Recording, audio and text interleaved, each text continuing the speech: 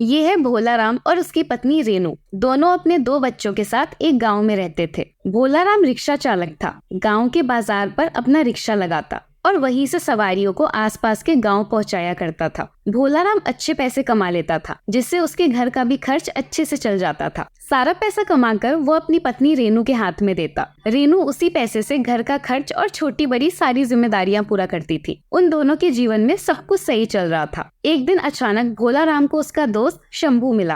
अरे भाई शंभू, कैसे हो? बड़े दिनों बाद दिखे। हाँ, कुछ सामान लेने आया था, लेकिन तुम यहाँ कैसे? अरे भाई शंभू, मैं तो यहीं रहता हूँ।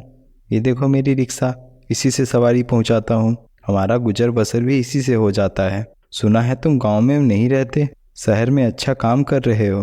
हाँ भाई, एक अच्छा मालिक मिल गया है। पैसों के साथ साथ खाने पीने की भी अच्छी व्यवस्था रहती है। बहुत मौज है बोला। अरे हम तो सोच रहे थे तुम भी वहाँ चलो, मालिक से कहकर काम पर लगवा देंगे। उसके बाद तू भी भाभी को ज़्यादा पैसे भेज पाएगा। यहाँ भाभी भी खुश, वहाँ तू भी खुश। लेकिन भाई, हम तो पीने खाने का काम नहीं करते हैं। तुम सच में भोला का भोला ही रह जाएगा।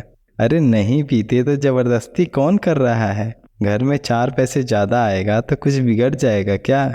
मेरा तो काम था तुम्हें बता देना, बाकी आगे तुम्हारी मर्जी। भाई बात तो तुम बढ़िया बोल रहे हो, एक बार पत्नी से बात कर लेने दो, उसके बाद बताते हैं। 1 सप्ताह के बाद चले जाएंगे, उससे पहले बता देना। इतना बोलकर शंभू भी वहाँ से चला गया। भोलाराम अपने दोस्त की बात से पूरी तरह प्रभावित हो गया। वो घर पहुँचते ही इस बारे में पत्नी से बात करता है। सारी बातें सुनने के बाद पत्नी गुस्से में बोली, शहर जाने की कोनो जरूरत नहीं है। हम जितना कमाते हैं उसी से काम चला लेंगे। अरे यहाँ रहेंगे तो कोनो मौका इमरजेंसी में एक दूसरे का ख्याल तो रखेंगे, लेकिन उस अनजान शहर में ना जाने कैसे रहेंगे। लेकिन पत्नी के लाख मना करने के बाद भी भोलाराम नहीं माना। अरे पगली, हम कौन सा डेरा डालने जा रहे हैं? कुछ समय काम करेंगे और फिर बीच बीच में आते भी तो रहेंगे। जब अपनी ही मर्जी का करना था तो हमसे पूछते काहे हैं? जो मन है कीजिए। इतना बोलकर रेनू वहाँ से चली गई। अगले दिन भोलाराम शंभू के घर जाता है। अरे आ गए भोला, आओ आओ बैठो। कहो, शहर जाने के बारे में क्या सोचा? पत्नी तो नहीं मान रही है, लेकिन उसे समझा बुझाकर कुछ दिन के लिए चलता हूँ। सही लगा तो ठीक है, वरना गांव वापस आ जाऊंगा। बिल्कुल सही सोचा है भोलाराम।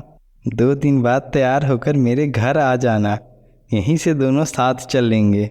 तुम टिकट की चिंता मत करना, हम करवा लेंगे दोनों का टिकट।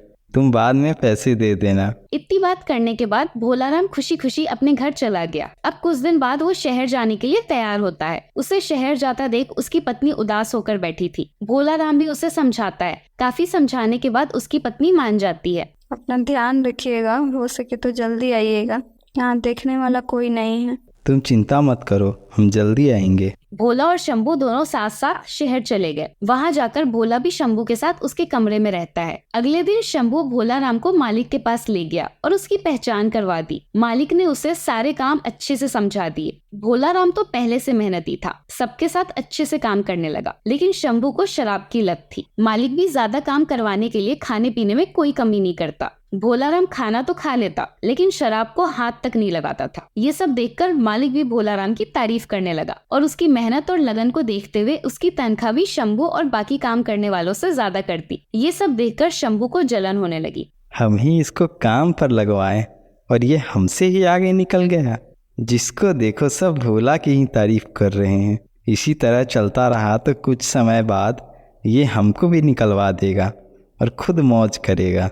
इसी तरह समय बीतने लगा। सब कुछ अच्छा चल रहा था। तभी एक दिन शंभू भोलाराम से बोला, अरे भोला, दोस्तों के सामने ज़्यादा अच्छा बनने की ज़रूरत नहीं है। एक दिन पीने से कुछ नहीं होता है, जरा हमारे साथ एक बार टेस्ट करके तो देख। सबके जिद करने पे भोलाराम भी पी लेता है। हमेशा शंभू ऐसे ही जिद करता और भोलाराम भी थोड़ा पी लेता। धीरे धीरे भोलाराम को भी पीने की आदत लग गई। उसका असर ये हुआ कि पहले वो घर पर पूरे पैसे भेजता था, लेकिन धीरे धीरे उसने कम पैसे भेजना शुरू कर दिया। ये सब देखकर एक दिन भोला की पत्नी फोन करके बोलती है, जब इतने ही पैसे भेजना था तो यहीं पर रहकर काम कर लेते, बाहर जाने की क्या जरूरत थी। अब भोला राम कैसे अपनी पत्नी को बताता कि उसे शराब की लत के कारण वो आधा से ज्यादा पैसे पीने में लगा देता था। धीरे धीरे उसका स्वास्थ्य बिगड़ने लगा। अब वो पहले की तरह काम भी नहीं कर पाता। बुरे संगति का असर उस पर साफ नजर आ रहा था। अब उसने ठान लिया कि वो घर जाएगा। घर पर थोड़ा कम कमा रहा था, लेकिन बीबी बच्चे तो पास थे। यही सब सोचकर बिना कुछ बताए भोला वहाँ से वापस गाँव चला गया। अब रेनू अचानक इतने समय बाद अपने पति को देखकर बहुत खुश हो गई। आप अचानक यहाँ, ना कोई फोन ना कोई खबर, सब ठीक है ना? हाँ, सब ठीक है। मुझे तो आपकी तबीयत ठीक नहीं लग रही। आप इतने कमजोर कैसे हो गए? अब भोला राम का स्वास्थ्य देखकर रेनू को चिंता होने लगी। अरे भाग्यवान, सारी बातें यहीं कर लोगी। बहुत जोरों की भूख लगी है, खाना दो। तुम्हारे हाथ का खाना खाऊंगा तो जल्दी ठीक हो जाऊंगा। रेनू भी हंसते हुए बोली, आप हाथ में धो लीजिए, मैं खाना लगाती हूँ। अब वापस से भोला राम अपने उसी रिक्शा को चलाने लगा। बच्चे भी अपने पिता को वापस घर में देखकर बहुत खुश हुए। भोला राम को हिम्मत नहीं हो रही थी कि वो अपने शराब की लत के बारे में अपनी पत्नी को बताए, इसलिए चोरी छुपे ठेके पे जाके शराब पीने लगा। इधर दिन प्रतिदिन अपने पति के बिगड़ते स्वास्थ्य के कारण रेनू चिंतित रहने लगी। जब से आए हैं पता नहीं इनको क्या हो गया। उनका स्वास्थ्य दिन पर दिन बिगड़ते जा रहा है। खाना भी समय पे देती हूँ, फिर भी सुधार नहीं हो रहा है। रेनू ये सब सोच ही रही थी, तभी गांव की एक बूढ़ी काकी रेनू के घर आती है। अरे रेनू बहू, कहाँ हो? अरे काकी आप बैठी, मैं चाय लेकर आती हूँ। अरे नहीं बहू, रहने दो, चाय किसी और दिन पी लूंगी।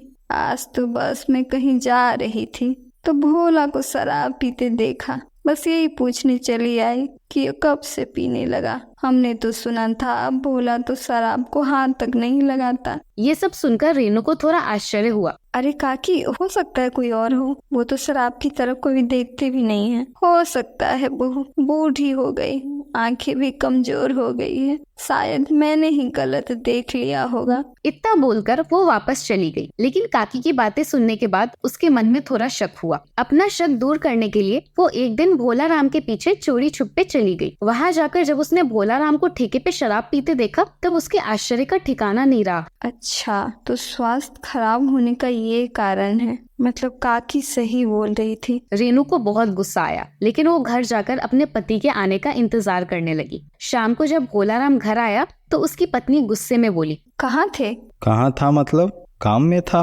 अच्छा, ठेके पे कौन सा काम होता है? अब वो समझ गया उसकी पत्नी इतने गुस्से में क्यों पूछ रही है, इसलिए वो बिना झूठ बोले सारी सच्चाई बता देता है। मैंने तो पहले ही जाने से मना किया था। मुझे माफ कर दो रेनू। एक ही शर्त पे माफी दूंगी, पहले आपको ये शराब की लत छोड़नी पड़ेगी। भोला भी उसकी बात पे हामी भरता है, लेकिन बहुत कोशिशों के बाद भी वो शराब नहीं छोड़ पाया। एक दिन वो घर में ही शराब की बोतल लेकर आ जाता है। उसकी तबीयत तो पहले से ही खराब थी, फिर भी पीने बैठ जाता है और अपनी पत्नी को आवाज लगाता है, अरे रेनू, जरा वो बोतल देना।